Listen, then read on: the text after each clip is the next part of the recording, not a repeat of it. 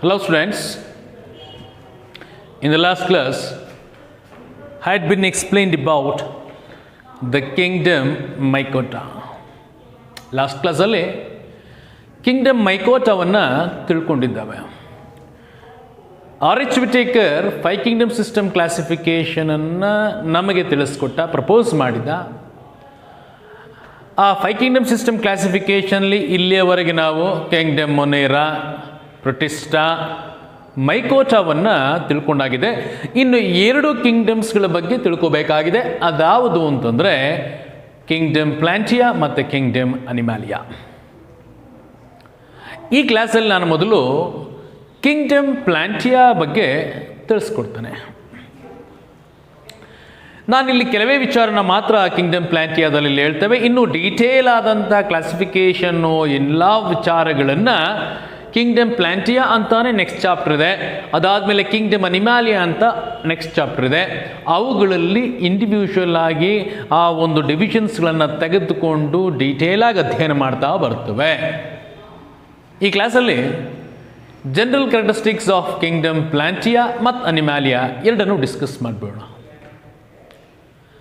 Kingdom ಪ್ಲಾಂಟಿಯಾದಲ್ಲಿ which type of organisms are seen ಅನ್ನೋದಾದರೆ, in kingdom Plantae we see eukaryotic, multicellular, chlorophyllous organisms. Kingdom ಪ್ಲಾಂಟಿಯಾದಲ್ಲಿ ಪ್ರಮುಖವಾಗಿ ಏನನ್ನು ನೋಡ್ತೇವೆ ಅಂತಂದರೆ eukaryotic, majority multicellular, chlorophyllous organisms are scene.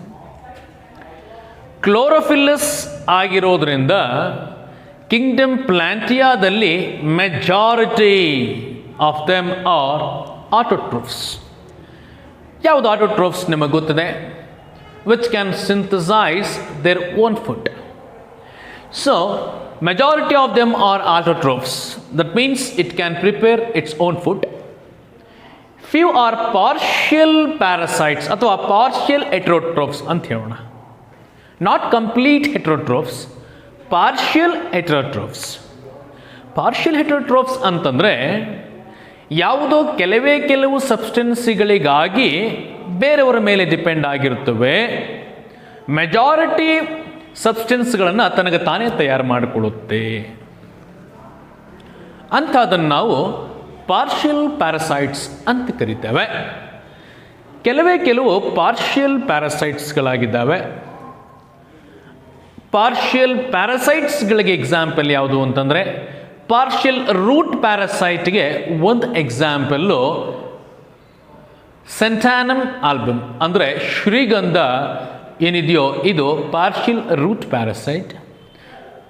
Partial stem ಪ್ಯಾರಸೈಟ್ಸ್ಗಳಿಗೆ Cuscuta is an example. ನೋಡಿ, majority are autotrophs, few are partial heterotrophs like parasites. ನಾನು ಹೇಗೆ ಹೇಳಿದದ್ದು ಎಕ್ಸಾಂಪಲ್ಸ್ ಆದರೆ ಇನ್ಸೆಕ್ಟಿವೋರಸ್ ಪ್ಲಾಂಟ್ಸ್. ಇನ್ಸೆಕ್ಟಿವೋರಸ್ ಪ್ಲಾಂಟ್ಸ್ಗಳು ನೈಟ್ರೋಜನ್ನಿಗಾಗಿ ಇನ್ಸೆಕ್ಟ್ಸ್ಗಳ ಮೇಲೆ ಡಿಪೆಂಡ್ ಆಗಿಬಿಟ್ಟಿರ್ತವೆ. ಅಂದರೆ ಈ ಇನ್ಸೆಕ್ಟ್ಸ್ಗಳನ್ನು ಮೋಸ ಮಾಡಿ ಟ್ರ್ಯಾಪ್ ಮಾಡಿಕೊಂಡು ಅವುಗಳಲ್ಲಿದ್ದಂಥ ನೈಟ್ರೋಜನನ್ನು ಡೈಜೆಸ್ಟ್ ಮಾಡಿ ತಾನು ಅಬ್ಸರ್ವ್ ಮಾಡಿಕೊಳ್ಳುವಂಥ ಒಂದು ಸಾಮರ್ಥ್ಯ ಕೆಲವು ಗಿಡಗಳಿಗೆ ಡೆವಲಪ್ ಮಾಡ್ಕೊಂಡಿದ್ದಾವೆ. ಆ ಗಿಡಗಳನ್ನು ಇನ್ಸೆಕ್ಟಿವೋರಸ್ ಪ್ಲಾಂಟ್ಸ್ ಅಂತ ಕರೀತಾ ಹೋಗ್ತವೆ. ಸೊ ಕಿಂಗ್ಡಮ್ ಪ್ಲಾಂಟಿಯಾದಲ್ಲಿ ಬರುವಂತಹ ಪ್ಲಾಂಟ್ಸ್ಗಳಲ್ಲಿ majority are autotrophs, few are partial heterotrophs. ಅದರಲ್ಲಿ ಪ್ಯಾರಸೈಟ್ಸು ಬರ್ತವೆ, ಇನ್ಸೆಕ್ಟಿವೋರಸ್ ಪ್ಲಾಂಟ್ಸ್ಗಳು ಬರ್ತಾ ಹೋಗ್ತವೆ. ಎಕ್ಸಾಂಪಲ್ಸ್ಗಳು ನೋಡಿ, ಬ್ಲ್ಯಾಡರ್ ಓಟ್ಸ್ ಮತ್ತು Venus fly trap is an example for insectivorous plant. ಇದನ್ನು ಯಾಕೆ ಹೇಳ್ತಿದ್ದೇವೆ ಅಂತಂದರೆ, ನಿಮ್ಮ NCERT ಟೆಕ್ಸ್ಟ್ ಬುಕ್ನಲ್ಲಿ ಈ ಎಕ್ಸಾಂಪಲ್ಸ್ಗಳನ್ನು ಕೊಟ್ಟಿರೋದ್ರಿಂದ ಇವುಗಳನ್ನು ನಿಮ್ಮ ನೀಟ್ ಎಕ್ಸಾಮ್ನಲ್ಲಿ, CT ಎಕ್ಸಾಮ್ನಲ್ಲಿ, ಬೋರ್ಡ್ ಎಕ್ಸಾಮ್ಗಳಲ್ಲಿ ಪ್ರಶ್ನೆಯಾಗಿ ಕೇಳಬಹುದು. ಅದಕ್ಕೋಸ್ಕರ ಅವುಗಳನ್ನೇ ಹೇಳ್ತಿದ್ದಾವೆ. Bladderworts, Venus fly trap are the insectivorous plant. Cuscuta is an parasitic plants. ಈ ಕಿಂಗ್ಡಮ್ ಪ್ಲಾಂಟಿಯಾದಲ್ಲಿ ಬರುವಂಥದ್ದೆಲ್ಲ ಯುಕ್ಯಾರಿಯೋಟಿಕ್ ಅಂತ ಗೊತ್ತಾಯಿತು. ಯುಕ್ಯಾರಿಯಾಟಿಕ್ ಸೆಲ್ನಲ್ಲಿ ಎರಡು ವಿಧ, ಒಂದು ಪ್ಲಾಂಟ್ ಸೆಲ್ ಮತ್ತು ಇನ್ನೊಂದು ಅನಿಮಲ್ ಸೆಲ್. ಪ್ಲಾಂಟ್ ಸೆಲ್ ಮತ್ತು ಅನಿಮಲ್ ಸೆಲ್ ಇವೆರಡನ್ನು ಯಾವುದನ್ನು ಆಧರಿಸಿ ವಿಂಗಡಣೆ ಮಾಡಿದ್ದೇವೆ? ಒಂದಂತೂ ಸತ್ಯ, those cells which are present in plants are plant cell, those which are present in animals are called as animal cell. ಅದರ ಜೊತೆಗೆ ಪ್ರಮುಖವಾಗಿ ಸೆಲ್ ವಾಲ್ ಇರಬೇಕು, ಪ್ರಮುಖವಾದಂಥ ಒಂದು ಸೆಲ್ ಆರ್ಗನಲ್ ಪ್ಲಾಸ್ಟಿಡ್ ಇರಬೇಕು. ಇವೆರಡು, in addition to the cell wall, it should also contain the plastids. ಅವು ಎರಡೂ ಇದ್ದಿದ್ದು ಯಾವ ಸೆಲ್ಲಪ್ಪ ಅಂತಂದರೆ ಪ್ಲಾಂಟ್ ಸೆಲ್. ಅರ್ಥ ಆಯ್ತಾ? ಅವು ಎರಡು ಇಲ್ಲದೆ ಇರೋದು ಯಾವುದು ಅಂತಂದರೆ ಅನಿಮಲ್ ಸೆಲ್ಲು. ಈಗ ಸೆಲ್ ವಾಲ್ ಇದೆ because they have got A definite shape. ಆ ಸೆಲ್ ವಾಲ್ ಯಾವುದರಿಂದ ಮಾಡಲ್ಪಟ್ಟಿದೆ ಅಂತಂದರೆ, the plant cell contains the cell wall.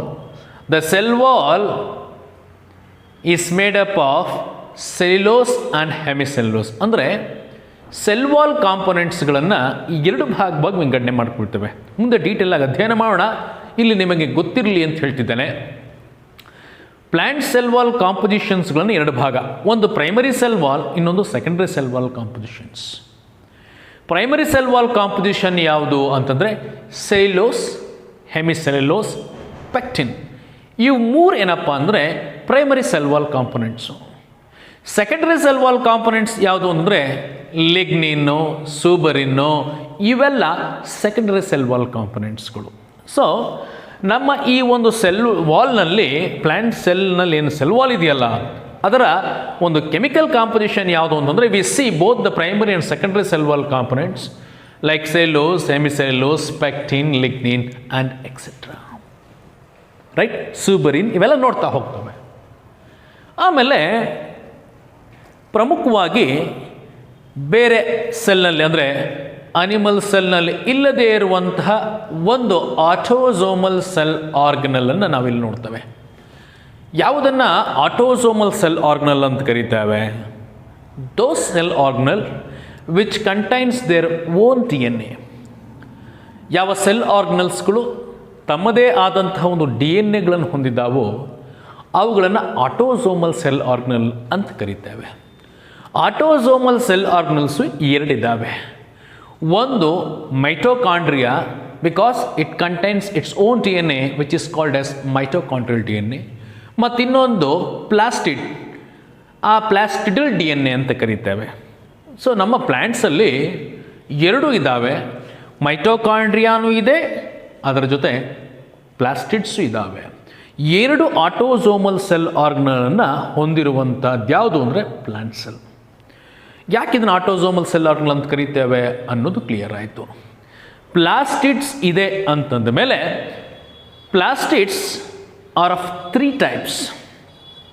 ಅದ್ಯಾವ್ಯಾವುದು ಅಂತಂದರೆ ಕ್ಲೋರೋಪ್ಲಾಸ್ಟ್, ಕ್ರೋಮೋಪ್ಲಾಸ್ಟ್ ಮತ್ತು ಲ್ಯೂಕೋಪ್ಲಾಸ್ಟ್.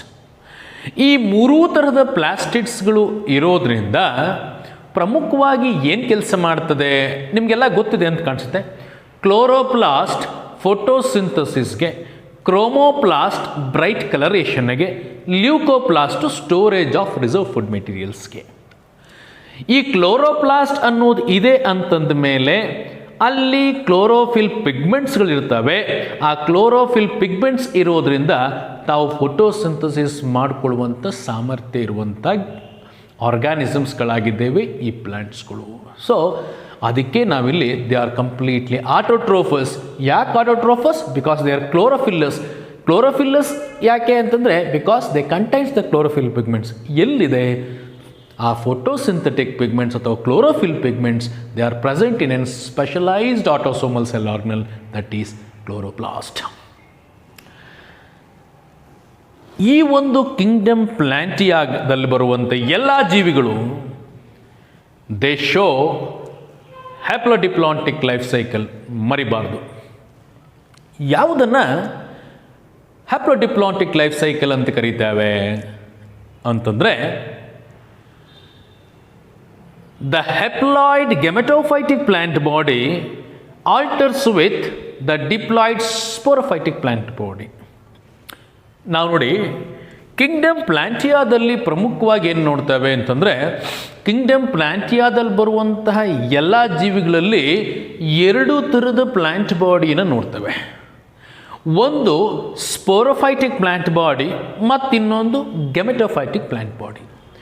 ಯಾವುದನ್ನು ಸ್ಪೋರೋಫೈಟಿಕ್ ಪ್ಲಾಂಟ್ ಬಾಡಿ ಅಂತ ಕರಿತೇವೆ ಅಂತಂದರೆ, those plant body which produces the spores, ಅದನ್ನು ಸ್ಪೋರೋಫೈಟಿಕ್ ಪ್ಲಾಂಟ್ ಬಾಡಿ. ಯಾವ ಒಂದು ಗಿಡ ಸ್ಪೋರ್ಗಳನ್ನು ಬಿಡ್ತಾ ಇತ್ತು ಅದನ್ನು ಸ್ಪೋರೋಫೈಟ್ ಅಂತ ಕರಿತೇವೆ.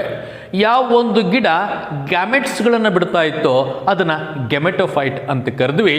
ಈ ಸ್ಪೋರೋಫೈಟಿಕ್ ಮತ್ತು ಗೆಮೆಟೋಫೈಟಿಕ್ ಪ್ಲಾಂಟ್ಸ್ ಎರಡನ್ನೂ ನಾವು ನೋಡ್ತೇವೆ. ಸೊ ಎಲ್ಲಿ ಕಿಂಗ್ಡಮ್ ಪ್ಲಾಂಟಿಯಾದಲ್ಲಿ ಬರುವಂಥ ಎಲ್ಲ ಆರ್ಗ್ಯಾನಿಸಮ್ಗಳಲ್ಲಿ ನಾವೇನು ನೋಡ್ತೇವೆ ಅಂತಂದರೆ 2 ಥರದ ಪ್ಲ್ಯಾಂಟ್ಸನ್ನು ನೋಡ್ತೇವೆ, ಗೆಮೆಟೋಫೈಟಿಕ್ ಪ್ಲಾಂಟ್ ಬಾಡಿ ಮತ್ತು ಸ್ಪೋರೋಫೈಟಿಕ್ ಪ್ಲಾಂಟ್ ಬಾಡಿ. ಈ sporophytic plant body, gametophytic plant body ಏನಾಗುತ್ತೆ ಅಂತಂದರೆ ಅವು ಒಂದಕ್ಕೊಂದು ಆಲ್ಟರ್ ಆಗ್ತವೆ. ಹೆಂಗೆ ಆಲ್ಟರ್ ಆಗ್ತವೆ ಅಂತಂದರೆ, ಸ್ಪೋರೋಫೈಟಿಕ್ ಪ್ಲಾಂಟ್ ಬಾಡಿಯಲ್ಲಿ ಸ್ಪೋರ್ ಬಿಟ್ಟಿದೆ, ಆ ಸ್ಪೋರು ಜರ್ಮಿನೇಟ್ ಆಗಿ ಗೆಮೆಟೋಫೈಟಿಕ್ ಪ್ಲಾಂಟ್ ಬಾಡಿಯನ್ನು ಕೊಡ್ತದೆ. So spore is the first cell of gametophyte ಅಂತಾಯಿತು. ಸೊ ಆ ಗೆಮೆಟೋಫೈಟಿಕ್ ಪ್ಲಾಂಟ್ ಬಾಡಿ ಹೆಪ್ಲಾಯ್ಡು. ಆ ಗೆಮೆಟೋಫೈಟಿಕ್ ಪ್ಲಾಂಟ್ ಬಾಡಿಯಲ್ಲಿ ಗ್ಯಾಮೆಟ್ಸ್ಗಳು ಬಿಟ್ಟಿರ್ತವೆ. ಯಾವ್ಯಾವುದದು? Male gamete, female gamete. ಈ ಮೇಲ್ ಮತ್ತು ಫೀಮೇಲ್ ಗ್ಯಾಮೆಟಲು ಸೇರ್ಕೊಂಡು ಝೈಗೋಟ್ ಆಗುತ್ತಲ್ಲ, ಆ ಝೈಗೋಟು ಸ್ಪೋರೋಫೈಟ್ ಕೊಡ್ತಾ ಹೋಗುತ್ತೆ. ಸೊ ಹೀಗೆ ಸ್ಪೋರೋಫೈಟಿಕ್ ಪ್ಲಾಂಟ್ ಬಾಡಿ ಸ್ಪೋರ್ ಬಿಟ್ಟೋದು, ಅದು ಸ್ಪೋರು ಜರ್ಮಿನೇಟ್ ಆಗಿ ಗೆಮೆಟೋಫೈಟಿಕ್ ಪ್ಲಾಂಟ್ ಬಾಡಿ ಕೊಡೋದು, ಗೆಮೆಟೋಫೈಟಿಕ್ ಪ್ಲಾಂಟ್ ಬಾಡಿಯಲ್ಲಿ ಗ್ಯಾಮೆಟ್ಸ್ ಬಿಡೋದು, ಆ ಗ್ಯಾಮೆಟ್ಸು ತಿರ್ಗಾ ಸ್ಪೋರೋಫೈಟಿಕ್ ಪ್ಲಾಂಟ್ ಬಾಡಿಯನ್ನು ಕೊಡೋದು ಝೈಗೋಟಿನ ಮುಖಾಂತರ. ಸೊ ಇದನ್ನು ನೀವು ಫಸ್ಟ್ ಚಾಪ್ಟ್ರಲ್ಲಿ ತಿಳ್ಕೊಂಡಿದ್ದೀರಿ ಲೈಫ್ ಸೈಕಲ್ನ, ಅದರಿಂದ ಹೆಚ್ಚು ಹೇಳ್ತಿಲ್ಲ ಅಷ್ಟೇ. ಸೊ ಈ ರೀತಿಯಾದಂಥ ಒಂದು ಲೈಫ್ ಸೈಕಲ್ ಏನಿದೆಯೋ, ಈ ಲೈಫ್ ಸೈಕಲನ್ನು ನಾವು ಹ್ಯಾಪ್ಲೋಡಿಪ್ಲಾಂಟಿಕ್ ಲೈಫ್ ಸೈಕಲ್ ಅಂತ ಕರೀತೇವೆ. ಯಾಕೆ ಅಂತಂದರೆ, sporophytic plant body is a diploid plant body. ಆ ಒಂದು diploid sporophyte alters with the haploid gametophyte. ಆದ್ದರಿಂದ ನಾವೇನಂತ ಕರಿತಾ ಇದ್ದೇವೆ, ಸೊ ಈ ಒಂದು ಸೈಕಲನ್ನು ಹ್ಯಾಪ್ಲೋಡಿಪ್ಲಾಂಟಿಕ್ ಲೈಫ್ ಸೈಕಲ್ ಅಂತ ಕರೀತಿದ್ದೇವೆ. ಸೊ ಇಲ್ಲಿ haploid gametophytic plant B alters with the diploid sporophytic plant body. ಆದ್ದರಿಂದ ನಾವು ಆ ಒಂದು ಜನರೇಷನ್, ಕಿಂಗ್ಡಮ್ ಪ್ಲಾಂಟಿಯಾದಲ್ಲಿ ಬರುವಂತಹ ಜನರೇಷನನ್ನು ಹೆಟಿರೋಮಾರ್ಫಿಕ್ ಆಲ್ಟ್ರೇಷನ್ ಆಫ್ ಜನರೇಷನ್ ಅಂತ ಕರೀತೇವೆ. ಸದ್ಯಕ್ಕೆ ಹೆಟಿರೋಮಾರ್ಫಿಕ್ ನಾನು ಆಮೇಲೆ ಹೇಳ್ತೇನೆ, ಆಲ್ಟ್ರೇಷನ್ ಆಫ್ ಜನರೇಷನ್ ಅಂತ ಕರೀತೇವೆ. ಇದು ಅರ್ಥ ಆಗಿರ್ಬೇಕು ನಿಮಗೆ ಅಂತ ಕಾಣಿಸುತ್ತೆ, ರೈಟ್? ಯಾಕೆ ಆಲ್ಟ್ರೇಷನ್ ಆಫ್ ಜನರೇಷನ್ ಅಂತ ಕರೀತೇವೆ ಅಂತಂದರೆ, because the sporophytic plant body alters with the gametophytic plant body in their life cycle, hence they are called as alteration of generation. Heteromorphic ಅಂತ ಯಾಕೆ ಕರಿತಿದ್ದೀರಿ ಅಂತ ಹೇಳೋದಾದರೆ, ದೇ ಆರ್ ಮಾರ್ಫಲಾಜಿಕಲಿ ಡಿಫ್ರೆಂಟ್. ನೋಡೋದಕ್ಕೆ ಬೇರೆ ಬೇರೆ ಥರ ಇರುವಂಥ ಗಿಡಗಳಾಗಿದ್ದಾವೆ. ಯಾವುದು? ಸ್ಪೋರೋಫೈಟ್ ಮತ್ತು ಗೆಮೆಟೋಫೈಟ್. ಸ್ಪೋರೋಫೈಟಿಕ್ ಪ್ಲಾಂಟ್ ಬಾಡಿ ನೋಡೋದಕ್ಕೊಂಥರ, ಗೆಮೆಟೋಫೈಟಿಕ್ ಪ್ಲಾಂಟ್ ಬಾಡಿ ನೋಡೋದಕ್ಕೊಂಥರ. ಹೆಂಗೆ ಕಾಣಿಸ್ತವೆ ಡೀಟೇಲ್ ಆಗಿ ಕಿಂಗ್ಡಮ್ ಪ್ಲಾಂಟಿಯಾ ಮಾತಾಡಬೇಕಾದ್ರೆ ಹೇಳ್ತೇನೆ. Sporophytic plant body morphologically different. Gametophytic plant body morphologically different. They are morphologically different plants, hence we use the term heteromorphic, which alters one after the other, hence we call them as alteration of generation. So ಅಲ್ಲಿಗೆ ಸಂಪೂರ್ಣವಾಗಿ kingdom ಪ್ಲಾಂಟಿಯಾದಲ್ಲಿ haplodiplontic life cycle ಜೊತೆ heteromorphic alteration of generation ಅನ್ನು ನೋಡ್ತೇವೆ. Clear ಆಯ್ತಾ? Heteromorphic alteration of generation is seen in kingdom Plantae. ಇದು ಮರಿಬಾರ್ದು, ತುಂಬ ಇಂಪಾರ್ಟೆಂಟು. ಮುಂದೆ ಹೆಚ್ಚು ಕಾಲ ಈ ವಿಚಾರಗಳನ್ನು ಡಿಸ್ಕಸ್ ಮಾಡ್ತೇವೆ. ಸೆಕೆಂಡ್ ಇಯರ್ PUCಯಲ್ಲೂ ಈ ವಿಚಾರ ಗೊತ್ತಿರಲೇಬೇಕಾಗತ್ತೆ. So examples for kingdom Plantae. ನಾವು ಕಿಂಗ್ಡಮ್ ಪ್ಲಾಂಟಿಯಾದ ಕ್ಲಾಸಿಫಿಕೇಷನ್ನ ಮುಂದೆ ಡೀಟೇಲ್ ಆಗಿ ಹೇಳಿದ್ರೂ ಇಲ್ಲಿ ಸ್ವಲ್ಪ ವಿಚಾರ ಹೇಳಿಬಿಡ್ತಾನೆ ನಿಮಗೆ. Kingdom Plantae are broadly classified into 2 groups. ಅದ್ಯಾವುದು ಅಂತಂದರೆ, ಒಂದು ಕ್ರಿಪ್ಟೋಗ್ಯಾಮ್ಸ್ ಮತ್ತು ಇನ್ನೊಂದು ಫೆನರೋಗ್ಯಾಮ್ಸ್. ಯಾವುದನ್ನು ಕ್ರಿಪ್ಟೋಗ್ಯಾಮ್ಸ್ ಅಂತ ಕರಿತೇವೆ ಅಂತಂದರೆ non flower bearing non seed bearing plants are called as cryptogams. ಹೂವನ್ನು ಬಿಡದ ಸೀಡ್ಸ್ಗಳನ್ನು ಹೊಂದಿರದ ಗಿಡಗಳನ್ನು ಕ್ರಿಪ್ಟೋಗ್ಯಾಮ್ಸ್ ಅಂತ ಕರಿತೇವೆ. ಇನ್ನು seed bearing flower bearing plants are called as phanerogams. So ಕ್ರಿಪ್ಟೋಗ್ಯಾಮ್ಸ್ಗೆ ಯಾವುದೆಲ್ಲ ಬರ್ತದೆ ಅಂತಂದರೆ ಆಲ್ಗೆ, ಬ್ರಯೋಫೈಟ್ಸ್ ಮತ್ತು ಟೆರಡೋಫೈಟ್ಸ್. ಫೆನರೋಗ್ಯಾಮ್ಸ್ಗೆ ಯಾವುದು ಬರ್ತದೆ? ಸೀಡ್ ಬಿಯರಿಂಗ್ ಫ್ಲವರ್ ಬಿಯರಿಂಗಲ್ಲಿ ಜಿಮ್ನೋಸ್ಪರ್ಮ್ಸ್ ಮತ್ತು ಎಂಜಿಯೋಸ್ಪರ್ಮ್ಸ್. ಇವುಗಳ ಬಗ್ಗೆ ಡೀಟೇಲ್ ಆಗಿ ನಾವು ಕಿಂಗ್ಡಮ್ ಪ್ಲಾಂಟಿಯಾ ಅನ್ನುವಂಥ ಇನ್ನೊಂದು ಚಾಪ್ಟ್ರಲ್ಲಿ ಅಧ್ಯಯನ ಮಾಡ್ತೇವೆ. Next is on kingdom Animalia. ನಾವಿಲ್ಲಿವರೆಗೆ ಕಿಂಗ್ಡಮ್ ಪ್ಲಾಂಟಿಯಾದ ಜನರಲ್ ಕ್ಯಾರೆಕ್ಟರಿಸ್ಟಿಕ್ಸ್ಗಳನ್ನು ಮೇಜರ್ ಆಗಿರುವಂಥದ್ದನ್ನು ತಿಳ್ಕೊಂಡಿದ್ದೇವೆ. ಈಗ ಕಿಂಗ್ಡಮ್ ಅನಿಮ್ಯಾಲಿಯಾ ಬಗ್ಗೆ ತಿಳ್ಕೊಳ್ಳೋಣ. ಕಿಂಗ್ಡಮ್ ಅನಿಮ್ಯಾಲಿಯಾದಲ್ಲಿ ಯಾವ ಥರದ ಜೀವಿಗಳನ್ನು ನೋಡ್ತೇವೆ ಅಂತಂದರೆ they are multicellular, heterotrophic, eukaryotic ಆರ್ಗ್ಯಾನಿಸಮ್ಸ್ಗಳನ್ನು ನೋಡ್ತೇವೆ. Multicellular, yes, no doubt at all. Multicellular, eukaryotic, heterotrophic ಆರ್ಗ್ಯಾನಿಸಮ್ಸ್ಗಳನ್ನು ನಾವು ನೋಡ್ತೇವೆ. ಯಾವುದನ್ನು ಹೆಟೆರೋಟ್ರೋಫಿಕ್ ಅಂತ ಕರಿಬೇಕು? ಇನ್ನೂ ಒಂಚೂರು ಹೇಳ್ಬಿಡ್ಬೋದು ನೋಡಿ. ಮಲ್ಟಿಸೆಲ್ಯುಲಾರ್, ಯೂಕ್ಯಾರಿಯಾಟಿಕ್, ಎ ಕ್ಲೋರೋಫಿಲ್ಲಸ್,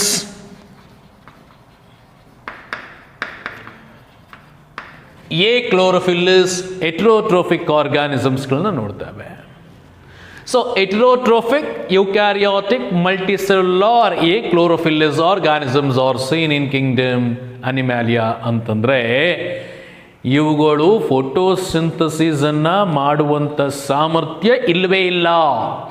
ತಮ್ಮ ಆಹಾರವನ್ನು ತಾವು ತಯಾರು ಮಾಡಿಕೊಳ್ಳುವ ತಾಕತ್ತಿವಕ್ಕಿಲ್ಲ. ಆದ್ದರಿಂದನೇ ನಾವು ನೆಕ್ಸ್ಟ್ ಪಾಯಿಂಟಲ್ಲಿ ಹೇಳ್ತಿದ್ದೇವೆ, they directly or indirectly completely depends upon the plants for their food. ಇವು ಡೈರೆಕ್ಟ್ ಆಗಿ ಆದರೂ ಸರಿನೇ, ಇಂಡೈರೆಕ್ಟ್ ಆಗಾದರೂ ಸರಿನೇ, ಇವು ಸಂಪೂರ್ಣವಾಗಿ ಯಾರ ಮೇಲೆ ಡಿಪೆಂಡ್ ಆಗಿದ್ದಾವೆ? ಪ್ಲ್ಯಾಂಟ್ಸ್ಗಳ ಮೇಲೆ ಡಿಪೆಂಡ್ ಆಗಿದ್ದಾವೆ. ಡೈರೆಕ್ಟು ಮತ್ತು ಇಂಡೈರೆಕ್ಟ್ ಹೆಂಗೆ ಅಂತಂದರೆ ಕೆಲವು ಪ್ರಾಣಿಗಳು ಡೈರೆಕ್ಟಾಗಿ ಸೊಪ್ಪು ಸದೆಗಳನ್ನು ತಿಂತವೆ. ಯಾವುದೇಳಿ? ಜಿಂಕೆ ಮತ್ತು ಮುಲ, ಇವೆಲ್ಲ ರ್ಯಾಬಿಟ್, ಇವೆಲ್ಲ ಯಾವುದನ್ನು ತಿಂತಾ ಇದ್ದಾವೆ? ಹುಲ್ಲುಗಳನ್ನು ತಿಂತವೆ, ಎಲೆಗಳನ್ನು ತಿಂತವೆ. So they are directly depends upon plants. ಈ ಕಾರ್ನಿವೋರಸ್ ಇದಾವಲ್ಲ, ಯಾವುದು ಪ್ರಾಣಿಗಳನ್ನು ಬೇಟೆಯಾಡಿ ತಿನ್ನುವಂಥ ಹುಲಿ ಸಿಂಹಗಳಿದಾವಲ್ಲ, ಅವುಗಳೇನು ಮಾಡ್ತವೆ ಅಂತಂದರೆ ಎಲೆಗಳನ್ನು ತಿಂದು ಬದುಕಿದಂತಹ ಆ ಒಂದು ಪ್ರಾಣಿಗಳನ್ನು ತಿಂದು ಬದುಕುವಂಥ, ಅಂದರೆ ಅದು ಇಂಡೈರೆಕ್ಟಾಗಿ ಪ್ಲ್ಯಾಂಟ್ಸ್ಗಳ ಮೇಲೆ ಡಿಪೆಂಡ್ ಆದಾಗೆ ಅಲ್ವೇ? ಸೊ ಆದ್ದರಿಂದ the animals are directly or indirectly depends on the plants. ಈ ಒಂದು ಯುಕ್ಯಾರಿಯಾಟಿಕ್ ಸೆಲ್ಲಲ್ಲಿ ಪ್ರಮುಖವಾಗಿ ಏನು ಇಲ್ಲ, they does not contain cell wall. ಇವುಗಳಲ್ಲಿ ಸೆಲ್ ವಾಲ್ ಇಲ್ಲ.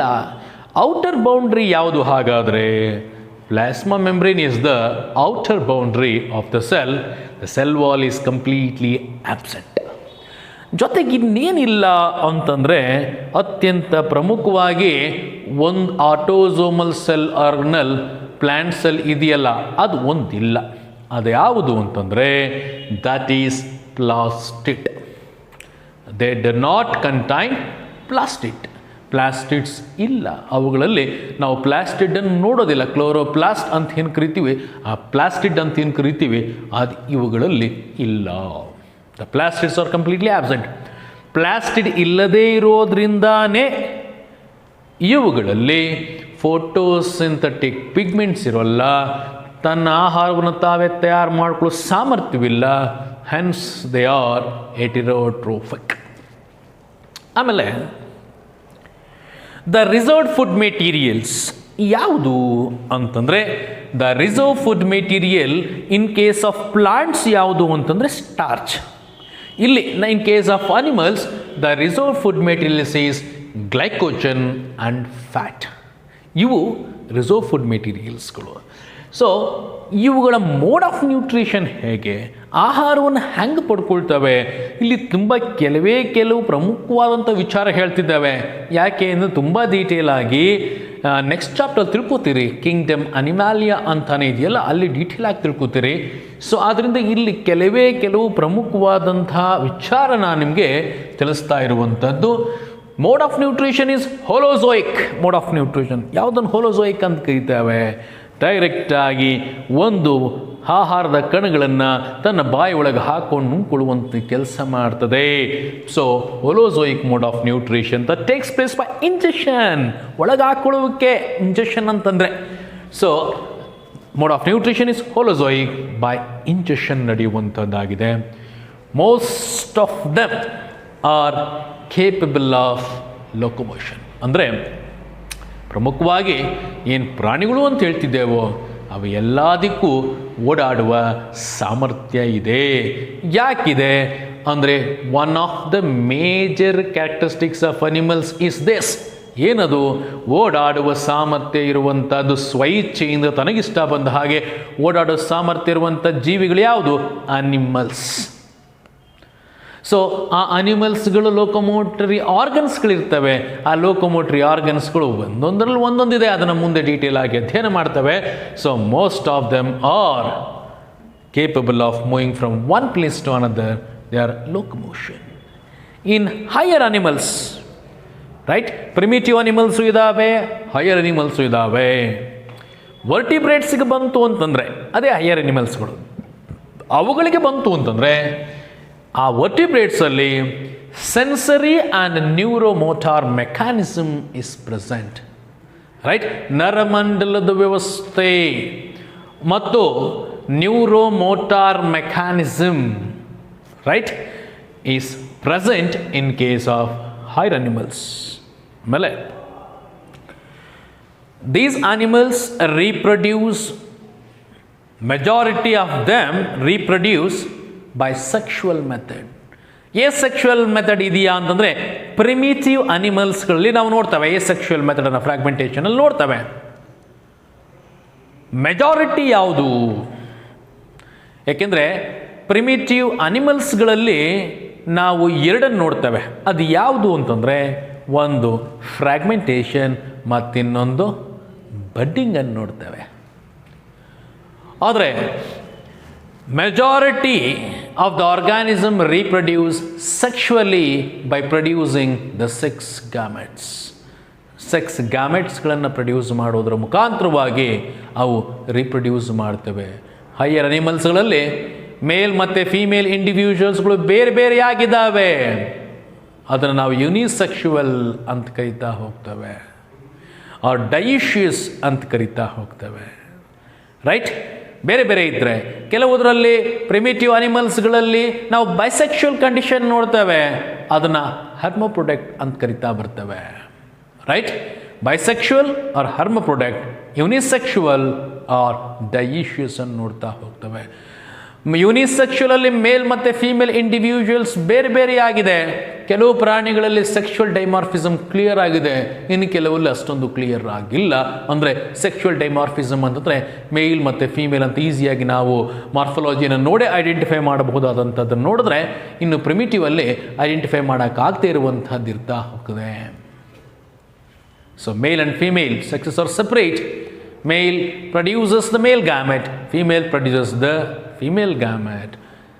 ಈ ಹೈಯರ್ ಅನಿಮಲ್ಸ್ಗಳಲ್ಲಿ ಮೇಲ್ ಮತ್ತು ಫೀಮೇಲ್ ಗ್ಯಾಮೆಟನ್ನು ಫ್ಯೂಷನ್ ನಡೆಯೋದು ಹೇಗೆ ಅಂತಂದರೆ, ಮೇಲ್ ಇಂಡಿವಿಜುವಲ್ಸು ತಮ್ಮ ಒಂದು ಕಾಪುಲೇಟರಿ ಆರ್ಗನ್, ಅದನ್ನು ಪೆನ್ನಿಸ್ ಅಂತ ಕರೀತಾ ಹೋಗ್ತವೆ, ಆ ಒಂದು ಕಾಪುಲೇಟರಿ ಆರ್ಗನ್ ಮುಖಾಂತರವಾಗಿ ಸೆಮೆನ್ ಅಂದರೆ ಸ್ಪರ್ಮ್ ಸೆಲ್ಸ್ಗಳನ್ನು ಒಂದು ಫ್ಲೂಯಿಡ್ ಜೊತೆ ಸಮೈನಲ್ ಪ್ಲಾಸ್ಮಾ ಅಂತ ಕರಿತೇವೆ, ಮುಂದೆ ಗೊತ್ತಾಗುತ್ತಿದೆಲ್ಲ, ಆದ್ದರಿಂದ ವಜೈನಲ್ ಕ್ಯಾವಿಟಿ ಡಿಸ್ಚಾರ್ಜ್ ಮಾಡಿದಾಗ ಅಲ್ಲಿದ್ದಂಥ ಸ್ಪರ್ಮ್ಸ್ಗಳು ಫಿಮೇಲ್ ರೀಪ್ರೊಡಕ್ಟಿವ್ ಟ್ರ್ಯಾಕ್ಟಲ್ಲಿ ಎಗ್ಗಿನ ಜೊತೆ ಫರ್ಟಿಲೈಸೇಷನ್ ಪ್ರೋಸೆಸ್ ಮಾಡಿಕೊಳ್ಳುತ್ತೆ. ಹೈಯರ್ ಅನಿಮಲ್ಸ್ಗಳಲ್ಲಿ ಇಂಟರ್ನಲ್ ಫರ್ಟಿಲೈಸೇಷನ್, ಇಂಟರ್ನಲ್ ಡೆವಲಪ್ಮೆಂಟ್ ನಡೆಯುವಂಥದ್ದು, ಅದನ್ನು ನಾವು ವೈವಿ ಪ್ಯಾರಿಟಿ ಅಂತ ನಾವು ಕರೀತಾ ಹೋಗ್ತೇವೆ. ಇನ್ನು ಮುಂದಿನ ವಿಚಾರಗಳೇನೆಲ್ಲ ಇದೆಯೋ ಕಿಂಗ್ಡಮ್ ಅನಿಮ್ಯಾಲಿಯಾದ ಬಗ್ಗೆ, ಅದನ್ನು ನಾವೆಲ್ಲವನ್ನು ಕಿಂಗ್ಡಮ್ ಅನಿಮ್ಯಾಲಿಯಾ ಅನ್ನೋ ಚಾಪ್ಟ್ರಲ್ಲೇ ಡೀಟೇಲ್ ಆಗಿ ಅಧ್ಯಯನ ಮಾಡೋಣ. ಇಲ್ಲಿಯವರೆಗೆ ನಾನು ಈ ಕ್ಲಾಸಲ್ಲಿ ಪ್ರಮುಖವಾಗಿ ಕಿಂಗ್ಡಮ್ ಪ್ಲಾಂಟಿಯಾ ಮತ್ತು ಕಿಂಗ್ಡಮ್ ಅನಿಮ್ಯಾಲಿಯಾದ ಜನರಲ್ ಕ್ಯಾರೆಕ್ಟರಿಸ್ಟಿಕ್ಸ್ಗಳನ್ನು ತಿಳಿಸಿದ್ದೇನೆ. ಮುಂದಿನ ಕ್ಲಾಸಲ್ಲಿ ವೈರಸಸ್ ಬಗ್ಗೆ ಡೀಟೇಲ್ ಆಗಿ ಅಧ್ಯಯನ ಮಾಡೋಣ.